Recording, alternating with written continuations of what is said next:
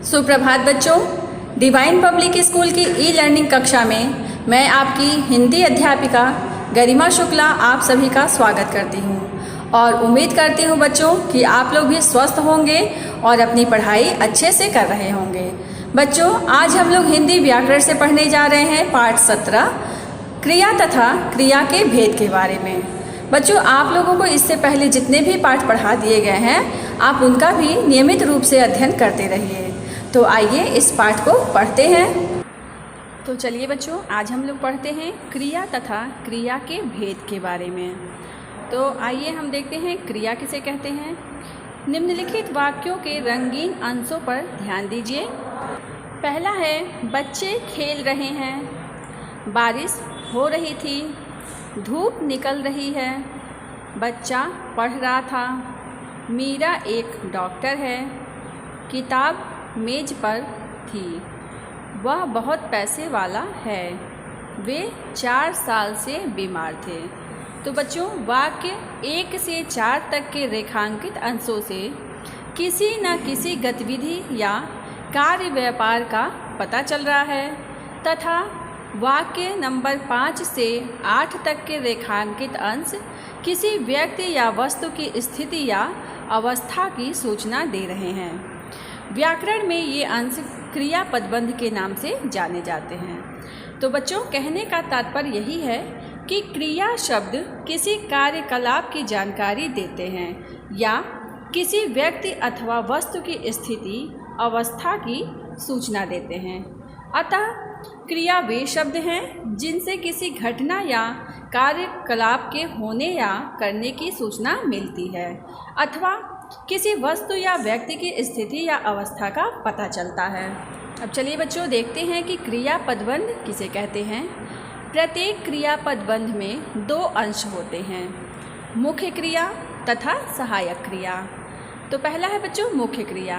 तो आइए देखते हैं कि क्रिया पदबंध का वह अंश है जो क्रिया के मुख्य अर्थ को बताता है, जैसे जाता है, जाएगा, जा चुका है या जा रहा है आदि। सभी क्रिया पदबंधों में जा यानी कि जाना अंश मुख्य क्रिया का अंश है जो जाने का अर्थ बता रहा है तथा जाना क्रिया के सभी रूपों में समान रूप से प्रयुक्त हो रहा है। इसी अंश को धातु भी कहा जाता है। बच्चों ध्यान रखिए कि इसी अंश को धातु भी कहा जाता है। अब दूसरा है सहायक क्रिया।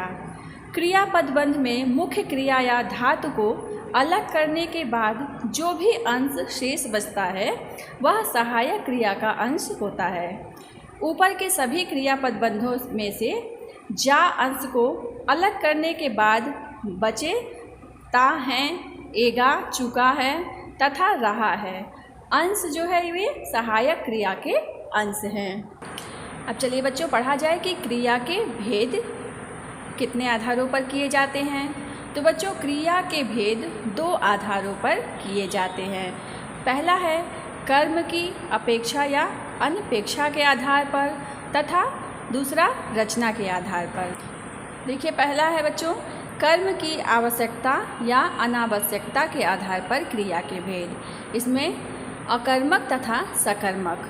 तो बच्चों, क्रिया के ये दोनों भेद इस आधार पर किए गए हैं कि क्रिया को कर्म की आवश्यकता है या नहीं, वाक्य में कर्म उपस्थित है या नहीं। इस बात से यह तय नहीं होता है कि क्रिया अकर्मक है या सकर्मक है। बच्चों, अकर्मक होना या सकर्मक होना तो क्रिया का गुण है। सकर्मक क्रिया वाले वाक्यों में भी कर्म का लोप हो सकता है, पर कर्म की आवश्यकता का अनुभव करने का गुण ही क्रिया को सकर्मक बनाता है। उदाहरण के लिए बच्चों, निम्नलिखित वार्तालाप में मदन द्वारा कहे गए दोनों वाक्यों पर ध्यान दीजिए। पहला, सलीम, मदन तुम क्या कर रहे हो? मदन, मैं चाय पी रहा हूँ, तुम पियोगे? बच्चों, यहाँ मदन द्वारा कहे गए पहले उपवाक्य में चाय संज्ञा है, कर्म है, अतः पीना सकर्मक क्रिया हुई, किंतु दूसरे उपवाक्य में कर्म उपस्थित नहीं है क्योंकि उसका लोप कर दिया गया है। कर्म के उपस्थित न होने से इस उपवाक्य की पीना क्रिया अकर्मक नहीं हो जाएगी। वस्तुतः दोनों ही उपवाक्यों में कर्म की आवश्यकता अनुभव करने के कारण पीना क्रिया सकर्मक है। अब चलिए बच्चों, अकर्मक तथा सकर्मक की पहचान के बारे में जान लेते हैं। पहला है, क्रिया अकर्मक है या सकर्मक। इसकी पहचान करने के लिए वाक्य की क्रिया पर क्या तथा किसे या किसको प्रश्नवाचक शब्दों से प्रश्न करने चाहिए और देखना चाहिए कि इन दोनों प्रश्नों के उत्तर में वह क्रिया किसी संज्ञा की आवश्यकता का अनुभव करती है या नहीं करती है। दूसरा है बच्चों, आवश्यकता अनुभव करने का अर्थ है कि क्रिया द्वारा यह कामना करना कि वाक्य में उसके साथ कोई न कोई कर्म उपस्थित हो, पर वाक्य में कर्म होगा या नहीं यह वक्ता की इच्छा पर निर्भर करता है। वह कभी तो कर्म का प्रयोग करता है और कभी उसका लोप कर देता है। तीसरा है, ध्यान रखिए, क्या प्रश्न के उत्तर में सकर्मक क्रिया किसी न किसी वस्तु निर्जीव संज्ञा की कामना करती है तथा किसे या किसको प्रश्न के उत्तर में किसी प्राणी या सजीव संज्ञा की। जैसे देखिए, पहला है बच्चा लिख रहा है। अब इसमें प्रश्न हो गया क्या, संभावित उत्तर होगा कहानी, निबंध या पत्र। क्रिया का प्रकार है सकर्मक। दूसरा है शीला जा रही है। प्रश्न क्या हो गया, संभावित उत्तर होगा प्रश्न ही असंगत, ये अकर्मक क्रिया है। पिताजी बुला रहे हैं किसे, बच्चे को, मीरा को, ये सकर्मक हो गया।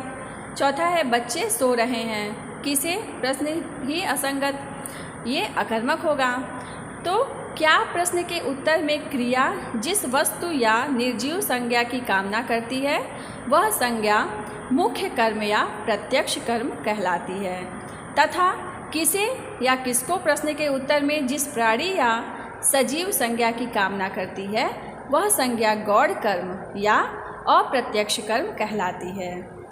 अब आप अकर्मक तथा सकर्मक क्रिया के अंतर को आसानी से समझ सकते हैं। तो बच्चों आइए अब अकर्मक क्रिया पढ़ते हैं। अकर्मक क्रिया वह क्रिया है जिसे वाक्य में कर्म की आवश्यकता नहीं होती है, जैसे आना, जाना, चलना, दौड़ना, सोना, हंसना, रोना, मुस्कुराना, उठना, बैठना आदि। अब यहाँ उदाहरण देखिए बच्चों। पहला है, तुम क्यों हंस रहे हो। वह रात को 10 बजे सोती है। आप उस कुर्सी पर बैठिए। मैं रोज़ सुबह दौड़ता हूँ। मेरा भाई DPS में पढ़ता है। अब इसके बाद देखिए बच्चों, सकर्मक क्रिया। जिसे क्रिया को कर्म की आवश्यकता होती है वह सकर्मक होती है, जैसे खाना, पीना, देखना, करना, लेना, देना, लिखना, खरीदना, बेचना, धोना, लाना आदि। सकर्मक क्रिया के लिए यह आवश्यक नहीं है कि वह वाक्य में कर्म उपस्थित हो ही। अब इसका उदाहरण देखिए बच्चों। मैं फिल्म देख रहा हूँ। तुम कब देखोगे। सब लड़कियों ने गीत गाया था, तुमने क्यों नहीं गाया। मैंने थोड़ी देर पहले चाय पी थी, तुम भी पी लो। मैं पूजा के लिए फल खरीदूंगा, क्या तुम भी खरीदोगे। यहाँ सभी वाक्यों के दूसरे उपवाक्यों में कर्म उपस्थित नहीं है, फिर भी कर्म की आवश्यकता अनुभव करने के कारण सभी क्रियाएं सकर्मक हैं। अब बच्चों देखिए, सकर्मक क्रिया के 2 उपभेद होते हैं। कुछ सकर्मक क्रियाओं को केवल एक कर्म की ही आवश्यकता होती है तथा कुछ को 2 कर्मों की। इस आधार पर उनके 2 भेद हो जाते हैं। पहला एकर्मक तथा द्विकर्मक। तो एकर्मक सकर्मक क्रिया, जिस सकर्मक क्रिया को केवल एक ही कर्म की आवश्यकता होती है उसे हम एक कर्मक क्रिया कहते हैं। जैसे धोबी ने कपड़े धोए। क्या धोए, उत्तर कपड़े प्रत्यक्ष कर्म है। नौकर ने आज काम नहीं किया। क्या नहीं किया, उत्तर काम नहीं किया, तो ये भी प्रत्यक्ष कर्म हो गया। अब इसके बाद देखिए बच्चों, पिताजी ने नौकर को बुलाया। किसे बुलाया, उत्तर में नौकर को बुलाया, ये अप्रत्यक्ष कर्म है। पुलिस ने चोर को पकड़ा। किसे पकड़ा, चोर को, अप्रत्यक्ष कर्म हो गया। अब द्वितीयक सकर्मक क्रिया। देखिए, वाक्य को पूरा करने के लिए कुछ सकर्मक क्रियाएं प्रत्यक्ष तथा अप्रत्यक्ष दोनों कर्मों की आवश्यकता का अनुभव करती हैं। ऐसी क्रियाओं को द्विकर्मक क्रिया कहते हैं। अब देखिए बच्चों, यहाँ पे दिया है माँ बच्चे को मिठाई दे रही है। उपर्युक्त वाक्य में मिठाई प्रत्यक्ष कर्म है तथा बच्चा अप्रत्यक्ष कर्म, तथा देना क्रिया को दो कर्मों की आवश्यकता होने के कारण इस वाक्य की क्रिया द्विकर्मक है। देखिए यहाँ पे अन्य उदाहरण भी दिए गए हैं, जैसे पिताजी ने पड़ोसी को सोफ़ा बेचा। क्या बेचा? सोफ़ा। और किसे बेचा? पड़ोसी को। मैंने सब्जी वाले से सब्जी खरीदी। क्या खरीदा? सब्जी। और किससे? सब्जी वाले से। उसी तरह से उसने भाई के लिए एक कमीज ली। क्या लिया? कमीज। किसके लिए? भाई के लिए। तो बच्चों यहाँ पे देखिए, अब रचना के आधार पर क्रिया के भेद के बारे में हम पढ़ते हैं। तो बच्चों देखिए, क्रिया की रचना किस प्रकार की है। इस आधार पर क्रिया के निम्नलिखित भेद किए जाते हैं। पहला, सरल क्रिया। दूसरा, संयुक्त क्रिया। तीसरा, सामासिक क्रिया या समस्त क्रिया। चौथा, मिश्र क्रिया। और पांचवा है प्रेरणार्थक क्रिया। और छठवां हो जाएगा नामिक क्रिया। तो आइए रचना के आधार पर क्रिया के भेद के बारे में पढ़ते हैं। पहला है हमारा सरल क्रिया। बच्चों, क्रियाएं जब अपने मूल रूप में आती हैं तब वे सरल क्रिया कही जाती हैं। सभी अकर्मक तथा सकर्मक क्रियाएं सरल क्रिया के उदाहरण हैं। जैसे मैंने पत्र लिखा, सब लोग घर गए, हमने खाना खाया, वह कल नहीं सोया, पिताजी ने संतरे खरीदे, कल मेरे घर मेहमान आए। अब इसके बाद देखिए बच्चों, दूसरा है संयुक्त क्रिया।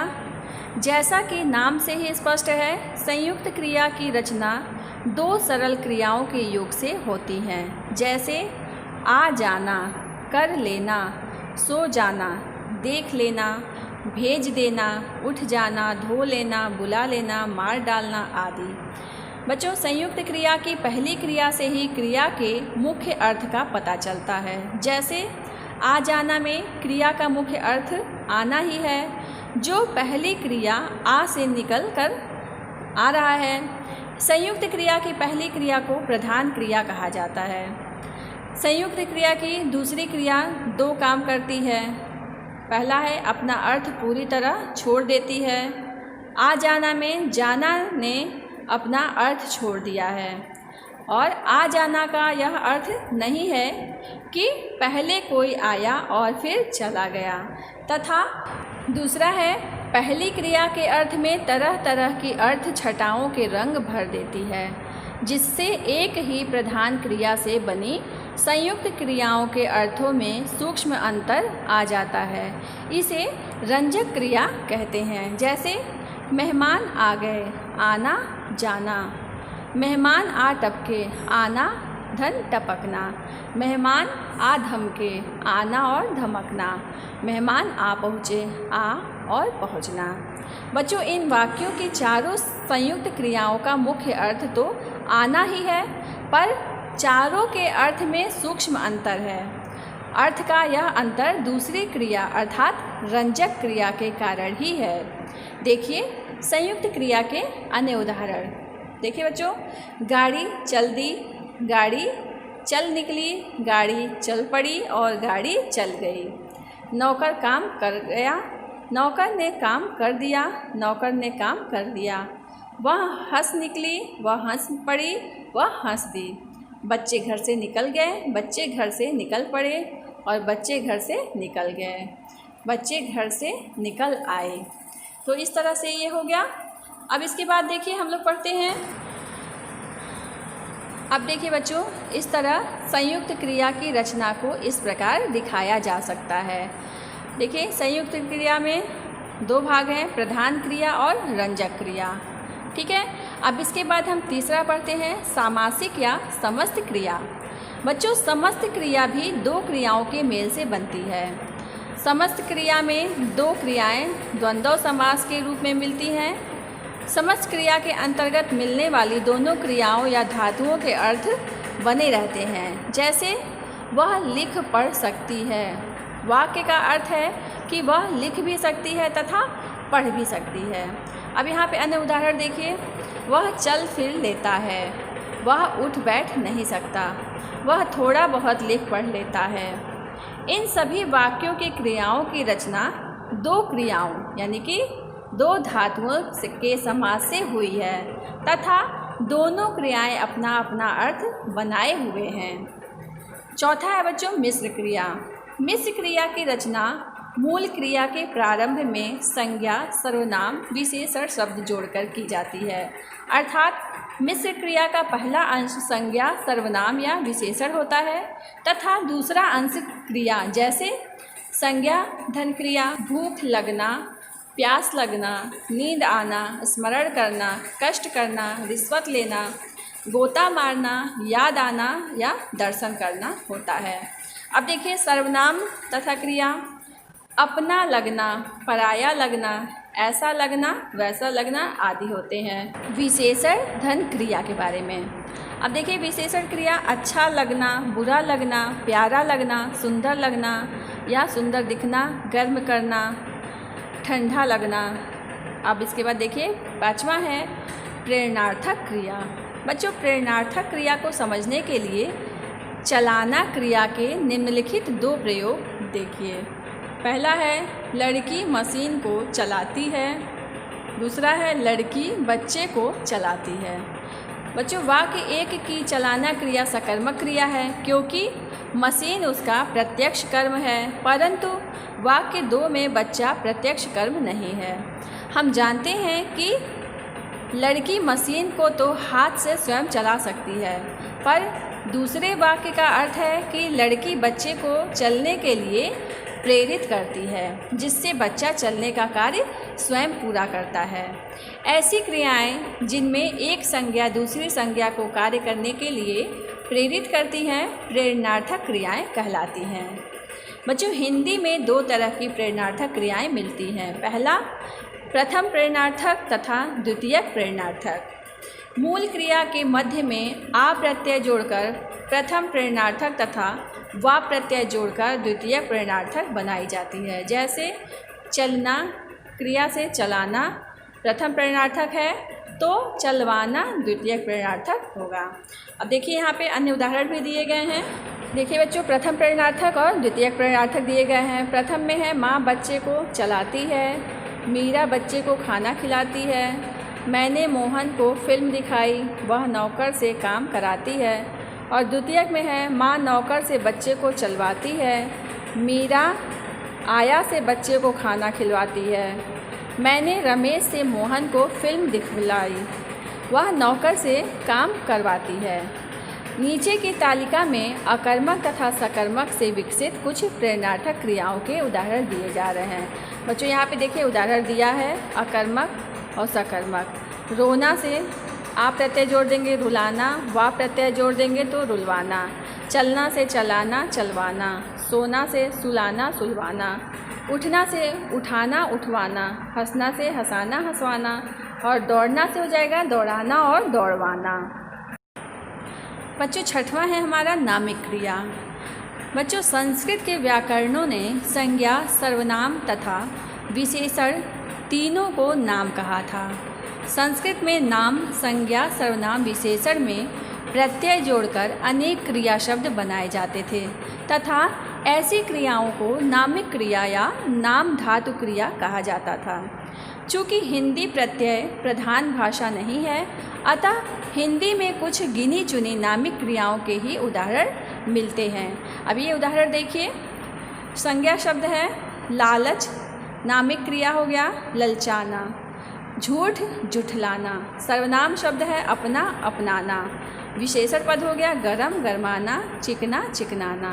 इसी तरह से गप का नामिक क्रिया हो जाएगा गपियाना, हाथ हथियाना, टक्कर टकराना, लंगड़ा लंगड़ाना और साठ सठियाना।